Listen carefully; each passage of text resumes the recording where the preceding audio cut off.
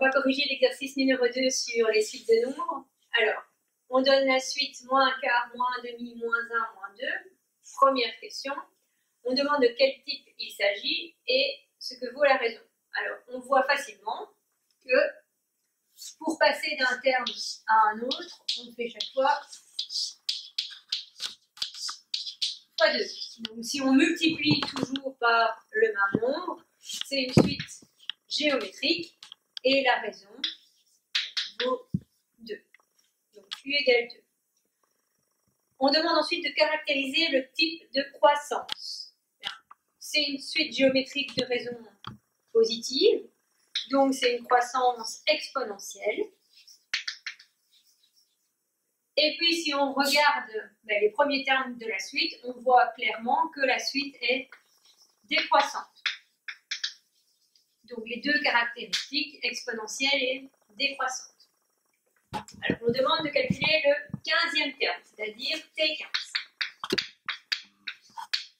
La formule Tn égale Tp fois Q exposant N-P. Alors Tn ici, c'est ce qu'on cherche, c'est T15, égale Tp, terme connu. Alors, ici, si on suppose que T1 c'est moins un quart, T2 moins un demi et T3 moins 1, je vais prendre T3, puisque c'est plus facile, c'est pas une fraction. Donc ce serait T3 fois la raison 2, exposant la différence des indices, c'est-à-dire 15 moins 3. Donc T3 moins 1 fois 2 exposant 15 moins 3, 12. On calcule à la calculatrice et on trouve 4096, donc moins 4096 puisqu'on multiplie par moins 1. Alors, on demande ensuite d'écrire l'expression du terme général. Le terme général, c'est Tn, donc je vais utiliser la même formule, Tp fois Q exposant N-P. Pour Tp, je vais toujours prendre T3 fois Q, donc 2 exposant N-3, différence des indices. Et donc, j'obtiens le terme général qui vaut moins 1 fois 2 exposant N-3. Dernière question. On demande de calculer la somme des 10 premiers termes. Donc, comme ce sont les 10 premiers, je peux utiliser la formule Sn.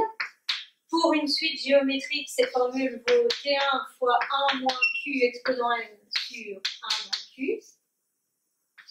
Donc ici, S10. Le premier terme, moins 1 quart, fois 1 moins la raison, donc 2 exposant 10 sur 1 moins la raison. Alors, je tape tout ça à la calculette. Attention, pour certaines calculatrices, bien mettre des parenthèses quand on effectue la division.